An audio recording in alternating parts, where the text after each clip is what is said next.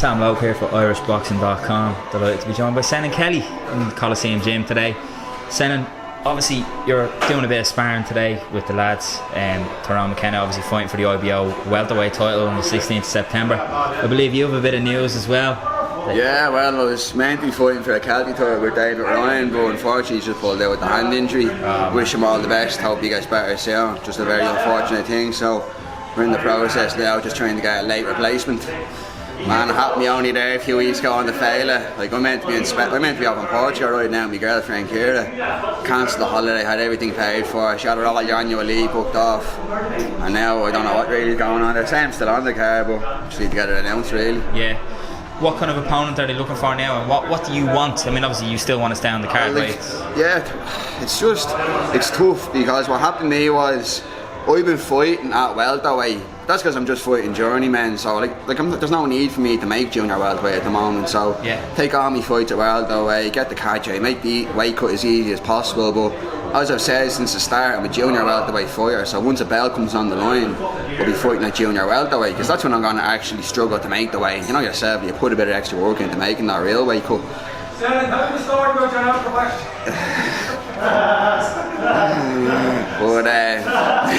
you don't want to I don't have to lose me trying to talk now after that one, but yeah, no, I'm meant to be fighting at junior welterweight, so that's what we're trying to get now, just an opponent to fight me at that correct weight, you know? Yeah, absolutely. How much of a setback is that for you, really? Like, I know that these things, because boxing is kind of full of disappointments, like it's probably something that I've learned the most from just having the viewpoint that I have from being kind of peripherally involved, but it's just constant, isn't it? It's always happening, That's probably a message, probably send out to all the fighters that just turn over pro now. Don't get your hopes up. Yeah. There's more disappointments than anything in this sport, so like, even the fight was kind of put me at the start. Like, I know David pulled out for a genuine reason. Like, if I was in his shoes, I'd do the same thing with that kind of hand injury. But my head was kind of like, it's too good to be true, and turns out it was right. Like, does that kind of stuff eat away at your motivation and your will, like your willpower? Do you know what I mean? Man, I'm in this till the day I die. Yeah. You know yourself. Like, I don't really give a fuck about anything else. So I'm just here at the box. Like, I'm here in the gym every day. Without a fight, I'm here every day. With a fight, I'm here every day. So life doesn't change. You've kind of committed yourself, haven't you? Like, when you know in that kind of higher sense that this is what I do, this is what I'm doing, and I know that there's going to be disappointments, so it doesn't fucking matter basically.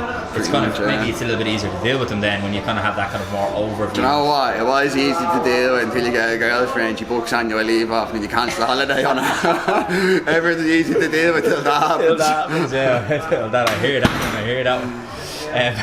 Well, we hope Kira isn't too disappointed, but I'm sure you'll make it up to her someday. I brought the Wicklow. Fucking Wicklow. Let me feel more like. Oh man, listen, Wicklow will do for a moment. When you make it big, you know what I mean? But alright, let's move on. I was only saying to somebody over there, Tyrone McKenna never stops messing. It doesn't matter how far or close he is from a fight. I saw you in the RDS, and I have to say, man, I'm a messer for this, so I should be impartial. But I was really impressed with you. It was the first time I saw you fighting as a pro, and I thought, like, technically you could see you were kind of levels above what you were in there with, and like, you know, IQ wise and setting traps and stuff. I could kind of see what you were doing. I was very impressed. What kind of level do you think you're at now? Like, you've had such a stop-start career, but you seem to be kind of a lot better than the level that you're the injury had me out for a long time, you know. No, like, I know, exactly. That was the thing, like, even like when my shoulder injury happened, I couldn't even figure out what was wrong for about a year. So it was a year of just trying to figure it out. And are we going to see any more celebrations like we had in the National Stadium? I learned my lesson off that. You're not going to jump out of the ring till you get your gloves taken off or whatever it is. Man, that was unbelievable. I told all the boys in the stand, we're not going out in the second round, I'll come up this. I'm not going out in the second round, so I had to go for them. You can't say it. Absolutely, man. Nonetheless, are you excited to be on the card? Obviously, you're still going to preferably, hopefully, be on the card September 16th. All going well, they'll find you an opponent. I'm fucking buzzing for it. Dublin RDS. Yeah, it's a cool. Fucking daily card to get on. Like, it's just tough with the weight, because originally there was a welterweight and then I got pulled down to junior welterweight, and I said at the start, if you give me this at welterweight, like when I win it, I'm going to just vacate the title because I'm a junior welterweight fighter. But I never even got the opportunity to do that because what happened with the hand and all that. So now the fight's been made at the correct weight, so get in and take this fella out, and then hopefully my next fight before the junior welterweight Celtic title, and then hopefully get out by the end of the year and maybe even take the Irish title, you know. Class, man. They were linking you to KIERAN MOLLOY though.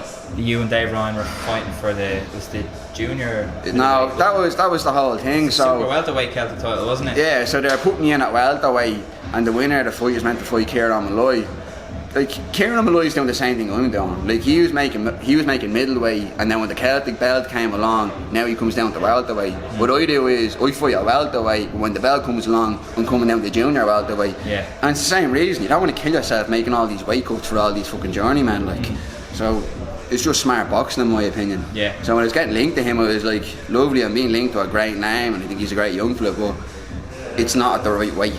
You know, if he's a junior welterweight fighter, happy days, but it's not the right weight, you know. It's just not a fight you would entertain at welterweight.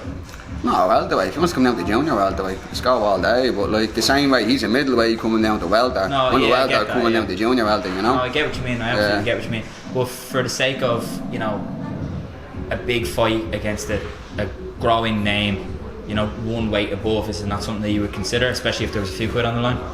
He's a fucking very good name. That's the problem, you know. Yeah. Like maybe down the line, but I think I still need to develop a bit more before taking someone like that. Like I class him up there, you know. Yeah. And it's not someone that I'm gonna get in and just fucking.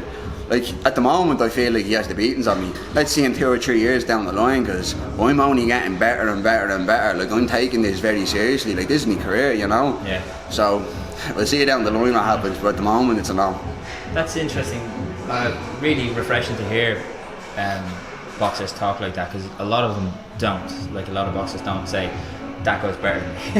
Like I just feel like he's at another level compared to me, and like he's progressed through the amateur ranks. Like he's done a lot. He's never had a shoulder injury where like I've been out for a long time. I'm only getting back into this stuff now in the past few years. I'm still getting the momentum going, you know. But let's see, like I'm 27 now. Let's see what happens when I'm 29, 30. Let's see where he is. Let's see where I am then, because as I said, I'm not peaking yet. I'm not going to start peaking until I'm at least 32. So let's see what happens then, you know. Absolutely. Well, Senan, I'm not going to take up any more of your time. Let you go and shower and rest after that grueling sparring session today with Tyrone McKenna and Tony McGlynn.